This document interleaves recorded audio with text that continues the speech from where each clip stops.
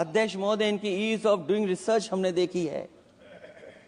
इनकी ease of doing research अपनी image चमकाने के लिए और दूसरे की इमेज बर्बाद करने के लिए ईज ऑफ डूइंग रिसर्च चल रही है।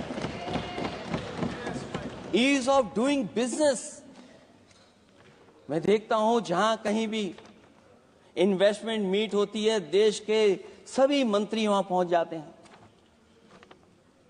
सरकार के मुखिया भी जाते हैं वहां। मुझे याद है उत्तर प्रदेश में सबसे बड़ा आयोजन हुआ था इन्वेस्टमेंट मीट का। न केवल इन्वेस्टमेंट मीट इन्वेस्टर्स को बुलाया गया था, बल्कि डिफेंस एक्सपो के भी कार्यक्रम कई हुए थे। और अध्यक्ष महोदय, भरोसा ये दिलाया गया था कि जो एमओयू हो रहे हैं 40 लाख करोड़ के, उसको जमीन पर उतार लिया जाएगा। मैं इन्हीं डबल इंजन की सरकार से जानना चाहता हूं कि जो 40 लाख करोड़ के एमओयू हुए, उसमें कितना जमीन पर यह सरकार उतार पाई है। कहीं ऐसा तो नहीं है कि सरकार के डबल इंजन आपस में ही टकरा रहे हों। अब तो जो खबरें हम लोग पढ़ते हैं, न केवल इंजन टकरा रहे हैं अध्यक्ष महोदय, अब तो डब्बे भी टकराने लगे हैं। सुना है क्योंकि दिल्ली में चुनाव है, आप इंजीनियर की डब्बा हैं। ये हमारे पुराने माननीय सदस्य हैं, आप हम एक हैं, बस जगह अलग बदल गई। जिस विभाग के मंत्री हैं वो हमारा ही काम है, आप लोग अच्छा नहीं कर रहे हैं। अध्यक्ष महोदय, दिल्ली का चुनाव है तो मैंने राष्ट्रपति जी के अभिभाषण में सुना कि यहां पर मेट्रो की जो दूरी है वो दुगनी कर दी गई है, पटरी दुगनी कर दी गई है, एक्सपेंशन हो गया है इतना। अध्यक्ष महोदय, मैं स्वीकार करता हूं दिल्ली का चुनाव है, एक्सपेंशन की बात करेंगे, लेकिन कभी आपने क्यूटो का नाम सुना है? आपने वेनिस का नाम सुना है? मैं अध्यक्ष महोदय आपके माध्यम से, जिसको क्यूटो बनाने के लिए सपना देखा गया था, 10 साल पूरे हो गए हैं, अभी तक वहां पर मेट्रो की शुरुआत नहीं कर पाए हैं। और अध्यक्ष महोदय, मैं ये बात इसलिए कह रहा हूं, अध्यक्ष महोदय मैं इसलिए बात कह रहा हूं कि जिस समय समाजवादी सरकार थी, जितनी भी मेट्रो आज यूपी में चल रही हैं, सब की सब समाजवादियों की देन है, एक भी आपकी देन नहीं है। और इस समय पर मैं याद करना चाहता हूं, उस समय देश के प्रधानमंत्री मनमोहन सिंह जी को जब मैं पहली बार मुख्यमंत्री बनकर के उनसे मिलने गया था, मैं बहुत सारे उनके काम उत्तर प्रदेश के लेकर के गया था। आज वो हमारे बीच नहीं हैं, लेकिन कम से कम उन्हें इसी बात से याद कर रहे हैं, जो जो मैंने काम उस समय दिए थे, एक एक काम उस समय के प्रधानमंत्री जी ने मेरा पूरा कर करके, और उसका परिणाम ये हुआ है अध्यक्ष महोदय, और उसका परिणाम ये हुआ है कि आज उत्तर प्रदेश में जितनी भी मेट्रो चल रही हैं, चाहे वो लखनऊ की हो, कानपुर की हो, आगरा की हो, नोएडा की हो, ग्रेटर नोएडा को जोड़ रही हो, दिल्ली को जोड़ रही हो। और अध्यक्ष महोदय, जिस समय उद्घाटन हुआ था दिल्ली से नोएडा को जोड़ने वाली मेट्रो का, उस समय देश के प्रधानमंत्री एक विदेश के बहुत बड़े उनके साथ बैठ करके गए थे उद्घाटन करने। वो अगर किसी ने काम किया था पूरा, तो नोएडा अथॉरिटी और समाजवादी सरकार ने, उसमें आपकी देन कोई नहीं थी। ये बात मैं मेट्रो की इसलिए कर रहा हूं कि जो लोग दिल्ली में मेट्रो बना रहे हैं, वो बनारस में मेट्रो क्यों नहीं बना पा रहे हैं? और दिल्ली का विकास अपने आप हो जाएगा, बस ये जो भारतीय जनता पार्टी की दिल्ली वाली सरकार है वो हस्तक्षेप करना बंद कर दे। अध्यक्ष महोदय, रिवर लिंकिंग का कार्यक्रम कुछ दिन पहले प्रधानमंत्री जी ने किया। अध्यक्ष महोदय, मैं आपके माध्यम से, जहां किसानों के लिए एक नई चीज आ रही है, जिससे कि न केवल उनकी खेती बाड़ी बल्कि बहुत सा सुधार दिखाई देगा। खेती बाड़ी को भी पानी मिलेगा, पीने का भी पानी होगा। इंटरलिंकिंग पुरानी योजना है और मुझे याद है जब पहली बार उसका MOU साइन हुआ था, उस समय दोनों प्रदेश के मुख्यमंत्री शामिल थे, लेकिन जब उद्घाटन हुआ है तो दोनों के प्रदेश के मुख्यमंत्री वहां से गायब थे। और वो कारण अगर जानना चाहोगे तो वो कारण भी बता दूंगा अगर आप कहोगे तो। जहां इंटरलिंकिंग हो रही रिवर की, ये अच्छी योजना है। 40,000 करोड़ रुपए आप खर्च करने जा रहे हैं। लाखों लाख जमीन उत्तर प्रदेश और मध्य प्रदेश की सिंचाई के लिए शामिल हो जाएगी, लोगों को पीने का पानी मिलेगा।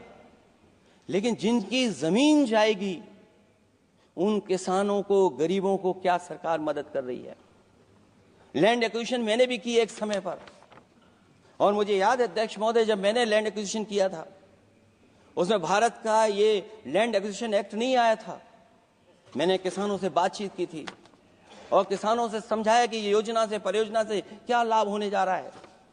वहां के किसान तैयार हो गए और उसका परिणाम ये था कि 21 महीने में देश का सबसे बेहतरीन एक्सप्रेसवे और जमीन एक्वायर कर करके हम लोगों ने बना करके दिखा दिया। और जब उद्घाटन हुआ था तो उसमें भारतीय वायुसेना के विमान सुखोई और मिराज को उतार करके हम लोगों ने उद्घाटन किया था उसका। ये बात मैं इसलिए बता रहा हूं, जिस हाईवे पर देश के प्रधानमंत्री उतरे थे और उद्घाटन के बाद प्रधानमंत्री जी के पीछे पीछे कोई चल करके आया था। वो हाईवे भी अगर किसी ने डिजाइन किया था तो समाजवादी सरकार का डिजाइन था, वो भारतीय जनता पार्टी का डिजाइन नहीं था। और अगर इनका डिजाइन होता तो उत्तर प्रदेश में कोई नया हाईवे ऐसा बना करके दिखाएं जिससे हवाई जहाज उतर जाए। नहीं तो मैं मानूंगा कि आप जो कह रहे हैं कि आधुनिक इंफ्रास्ट्रक्चर बनाना चाहते हैं, आपकी परिभाषा क्या है आधुनिक इंफ्रास्ट्रक्चर की? और ये बात में जो इतनी घुमा फिरा के कह रहा हूं, वो बात में लौट करके उसी पे जा रहा हूं अध्यक्ष महोदय। अगर 40,000 करोड़ की योजना बनी है रिवर इंटरलिंकिंग की, तो जिन किसानों की, जिन गरीबों की जमीन जा रही है, उन किसानों को आप सही तरीके से मुआवजा, मदद उनकी क्यों नहीं कर रहे हो आप? अध्यक्ष महोदय, मैं इस अभिभाषण के माध्यम से जब सदन में जवाब आए तो उन किसानों की मदद होनी चाहिए। वो किसानों के पास कुछ नहीं है। उसके बाद आपका जो पैकेज है, आपका पैकेज पता नहीं क्यों कंजूस बनाता है कोई। आपका पैकेज कंजूस बनाता है कोई। कम से कम आपका दिल बड़ा होना चाहिए, और इतना बड़ा दिल हो कि किसान खुशहाली के रास्ते बजाए। आपने किसानों की आय दोगुनी नहीं की, आप आय दोगुनी नहीं कर पाए हैं। कम से कम उन्हें वो मदद करने का काम करें।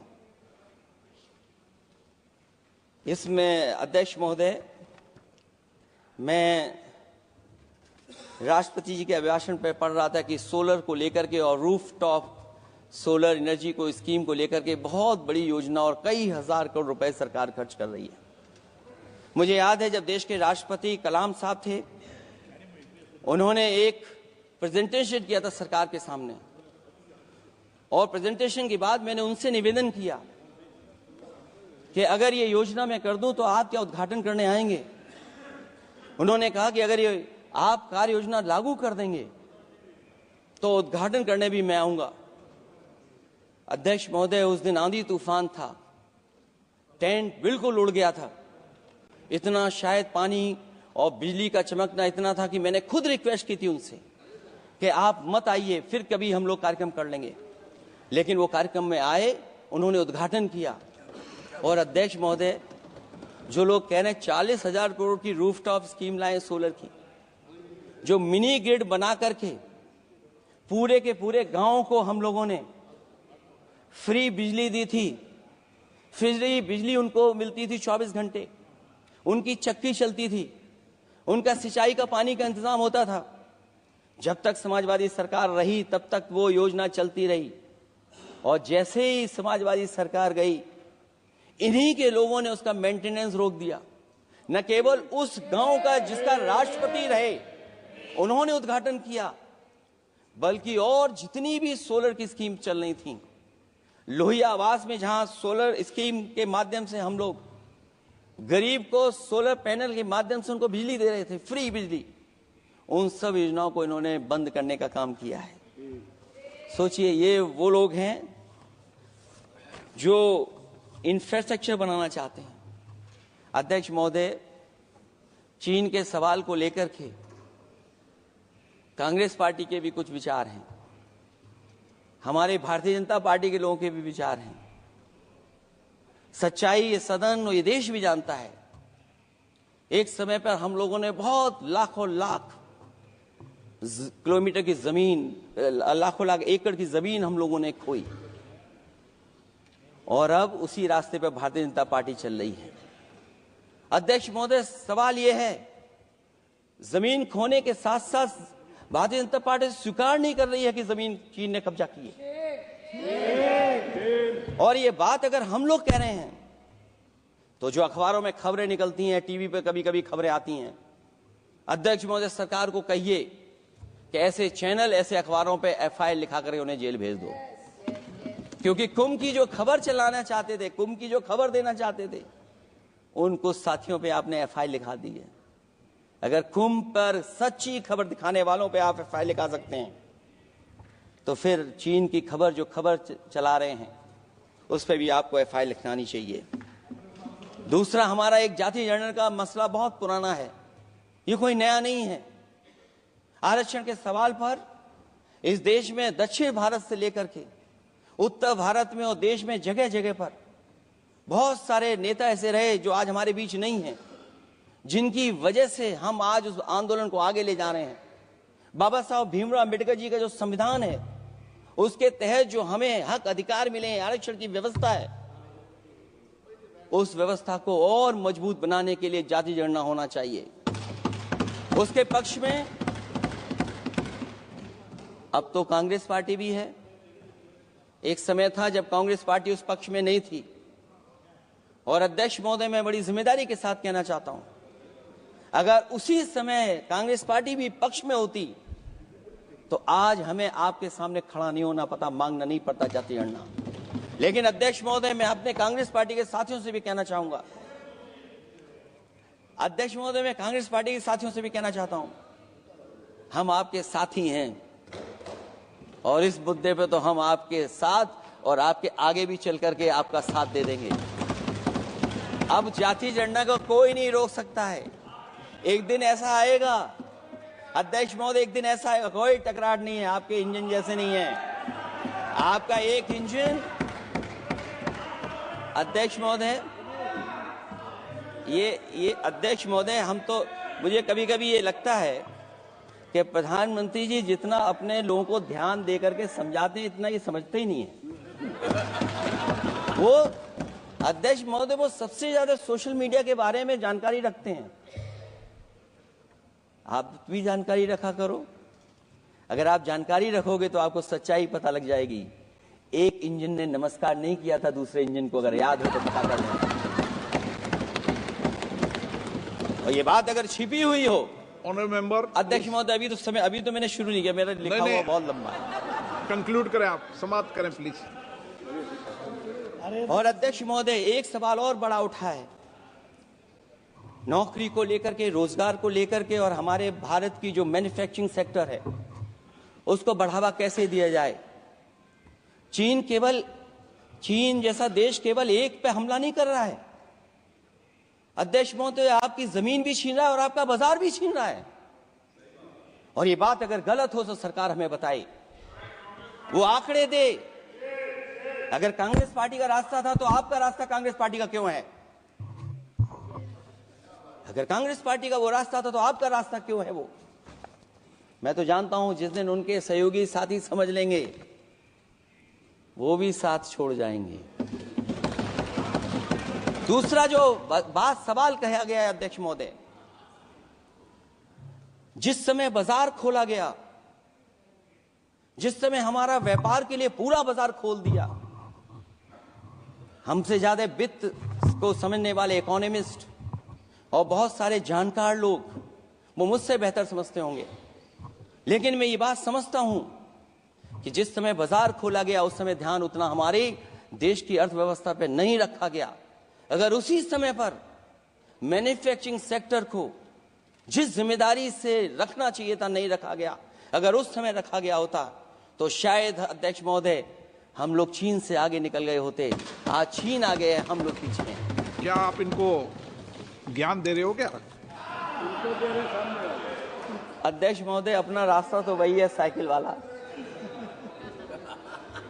इसलिए अध्यक्ष महोदय अगर मेरा समय है अभी, क्योंकि मैं बहुत कुछ लेकर के आऊं। जहां तक इंफ्रास्ट्रक्चर की बात है, आप कहते हैं कि देश का आधुनिक इंफ्रास्ट्रक्चर बनेगा, न केवल उसके नागरिकों को एक बेहतर जीवन देश की नई पहचान देता है, बल्कि देश को एक नया आत्मविश्वास भी देता है। अरे अगर ये बात सच है तो अध्यक्ष महोदय मैं वो बात कहना चाहता हूं कि 2022 के चुनाव से पहले एक बुंदेलखंड एक्सप्रेस वे बनाया गया था, और जिसकी तैयारी को लेकर के देश के प्रधानमंत्री जी गए थे। कितनी सजावट हुई थी, कितनी तैयारी हुई थी। जो हमारे बुंदेलखंड के साथी माननीय सदस्य चलते होंगे बुंदेलखंड के एक्सप्रेस वे पर, वो जानते होंगे। प्रधानमंत्री जी उद्घाटन करके गए, पानी बरस गया, बुंदेलखंड बह गया, एक्सप्रेस वे बह गया। और सोचिए अध्यक्ष महोदय, कब उद्घाटन किया था आपने? 22 में, और आज भी मेंटेनेंस चल रहा है उसमें। 22 के बाद से आज तक भी मेंटेनेंस चल रहा है।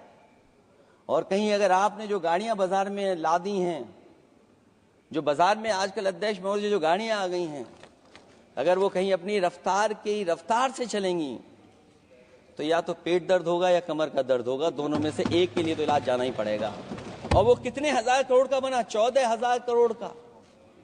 इसी तरह गोरखपुर लिंक एक्सप्रेसवे यूपी में 91 किलोमीटर। जो हमारे रोड की जानकारी रखते होंगे, एनएचआई की जानकारी रखते होंगे, वो जानते होंगे कि गोरखपुर लिंक जो 2022 में शुरू हो जाना चाहिए था, वो अभी तक शुरू नहीं हो पाया। वो 91 किलोमीटर का 7,283 करोड़ का बन रहा है। जो पूर्वांचल एक्सप्रेस वे, कभी समाजवादी सरकार ने उसको डिजाइन किया, उसको सब कुछ आगे बढ़ाया, वो 340 किलोमीटर का 22,000 करोड़ के लगभग का बना है। लेकिन जहां तक मैं बना करके छोड़ गया वहां से आगे नहीं बढ़ा। और अगर वो बढ़ गया होता तो बिहार और बंगाल के लोगों के लिए बहुत रास्ता आसान हो जाता। इसी तरह एक गंगा एक्सप्रेस वे बन रहा है, जिसके बारे में सरकार ने ये कहा कि हम कुंभ से पहले शुरू कर देंगे, कुंभ से पहले गंगा एक्सप्रेस वे शुरू हो जाएगा। अध्यक्ष महोदय वो नहीं शुरू हो पाया। मुझे लगता है जिस रफ्तार से वो काम हो रहा है, अगला जब अर्धकुंभ आएगा तब तक ही बन पाएगा वो। ये बातें मैं इसलिए बोल रहा हूं अध्यक्ष महोदय, क्योंकि यूपी को बिहार को दे दिया, हमें कोई तकलीफ नहीं है। बिहार भी तरक्की करे, हम भी साथ देंगे बिहार का, कोई तकलीफ नहीं है। लेकिन यूपी में अगर कोई भी एक भारत सरकार के एनएचआई का एक्सप्रेस वे आया हो तो बता दे। एक भी कोई एक्सप्रेस वे दिया हो तब, जब देश के प्रधानमंत्री को दो बार और नहीं तीसरी बार भी मौका दिया उत्तर प्रदेश ने। मैं अध्यक्ष महोदय आपका इशारा समझ रहा हूं। बाकी अध्यक्ष महोदय भाषण में अब बजट पे पढ़ दूंगा, मेरा बाकी भाषण बजट में होगा। मैं अपना भाषण खत्म करते हुए केवल इतना कहना चाहता हूं, मैं जो मेरे सुझाव आए हैं उन सुझावों को शामिल करे सरकार, और केवल प्रचार में न रहे सरकार। अध्यक्ष महोदय, मैं अपनी बात खत्म करने से पहले जो राष्ट्रपति जी ने कहा है, मैं भी सहमत हूं उससे। मैं उनकी सब लाइनें पढ़ना चाहता हूं। जो राष्ट्रपति महोदया जी ने कहा है, मैं उससे सहमत हूं। हमारा हिंदुस्तान 140 करोड़ आबादी वाला देश है। हमारे यहाँ भिन्न भिन्न राज्य, भिन्न भिन्न क्षेत्र, भिन्न भिन्न भाषाएं हैं, परंतु एक राष्ट्र के रूप में हमारी एक ही पहचान है, हिंदुस्तान। और हमारा एक ही संकल्प है, एक ही लक्ष्य है, विकसित हिंदुस्तान। आने वाले वर्षों में देश को विकसित राष्ट्र बनाने के लिए हम सभी दृढ़ संकल्पित हैं। इस संकल्प में देश के शहीदों की प्रेरणाएं हैं, पूज्य बापू के मानवीय आदर्श हैं और सरदार पटेल जैसी मां भारती की संतान द्वारा हमें दिलाई गई एकता की शपथ है।